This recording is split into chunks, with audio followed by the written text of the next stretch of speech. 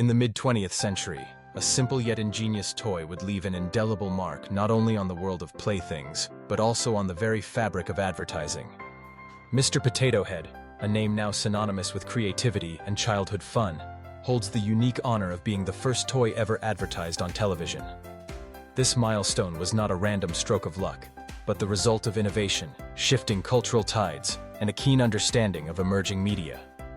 To truly grasp the significance of Mr. Potato Head's televised debut, it is essential to explore the circumstances that led to its creation, the environment of the early 1950s, and the profound ripple effects that followed. The story of Mr. Potato Head begins with George Lerner, a toy inventor whose own childhood play inspired a novel idea. Growing up, Lerner would animate vegetables from his family's kitchen, poking sticks and other objects into potatoes to fashion makeshift faces. This playful act planted a seed. What if children everywhere could enjoy this imaginative pastime with specially designed plastic parts? By the late 1940s, Lerner had developed a prototype: plastic noses, eyes, ears, and mouths that could be attached to a real potato to create countless silly or expressive characters. Yet, when Lerner first presented his concept to toy companies, he encountered resistance. The wounds of World War II were still fresh, and with food shortages a recent memory, the notion of turning edible produce into playthings seemed frivolous, even unpatriotic.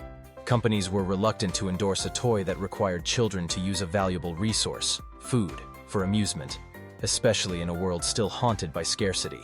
Despite initial setbacks, Lerner's persistence paid off when, in 1951, he found a receptive audience at Hassenfeld Brothers, a modest toy and stationery company later known as Hasbro.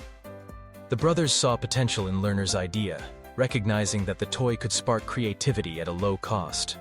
They launched Mr. Potato Head as a kit of plastic facial features, ears, and accessories, designed for use with any potato or vegetable the child could find at home.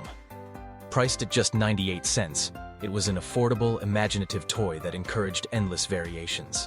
The turning point for Mr. Potato Head, and for toy marketing at large, arrived in April 1952. At this moment in history, television was rapidly gaining ground as the dominant medium in American households. By 1950, about 1 in 5 U.S. homes had a TV set, and this number was climbing fast. Families gathered nightly around their new screens, making television an ideal conduit for advertisers eager to reach the masses. Until then, toy marketing was largely confined to print: magazines, newspapers, mail-order catalogs, or colorful in-store displays.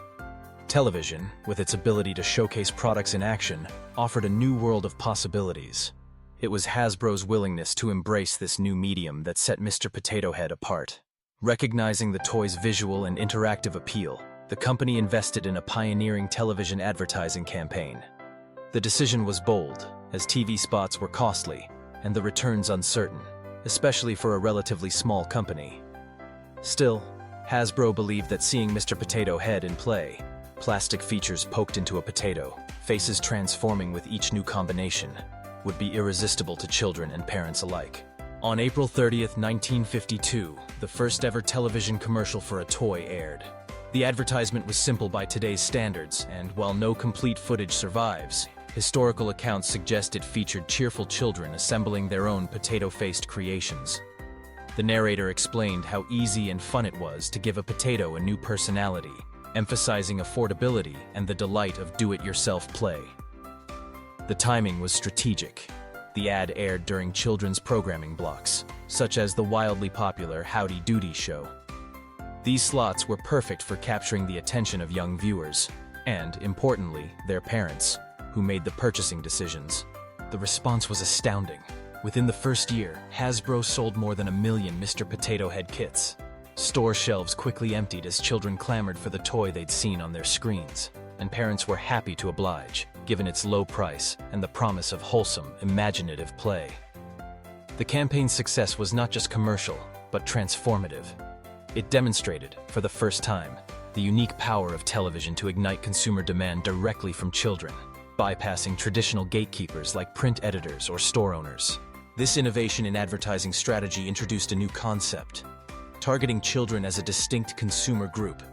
Television commercials could now speak directly to young viewers, who would then influence their parents through persuasion and persistence, a phenomenon that would become known as the nag factor. The triumph of Mr. Potato Head's TV campaign did not go unnoticed by other toy companies. Competitors like Mattel and Ideal soon followed suit, launching their own TV spots for products such as Barbie and Slinky, forever changing how toys were marketed and sold. As for Mr. Potato Head himself, the toy continued to evolve. By 1964, Hasbro responded to concerns about using real vegetables. Rotting potatoes and sharp plastic parts posed safety risks. By introducing a plastic potato body, making the toy fully self-contained and safer for small children. Over the decades, Mr. Potato Head's popularity endured, and he was eventually immortalized in pop culture, notably as a beloved character in Pixar's Toy Story films. The significance of Mr. Potato Head's television advertisement extends far beyond the toy aisle. It marked a shift in American culture towards a burgeoning consumer economy, fueled by post-war prosperity and the rise of the nuclear family. The campaign reflected and reinforced the era's growing focus on home, childhood, and leisure. It also showcased the extraordinary influence television would come to wield, not just in selling products, but in shaping tastes, trends, and even the structure of family life. In the end, Mr. Potato Head's place in history is about more than a potato with a funny face. It is the story of how a simple idea, when combined with the right moment and medium, can transform an industry. His televised debut was a bellwether for the future of marketing, heralding an age in which the screen would become the ultimate stage for imagination, innovation, and the irresistible allure of play.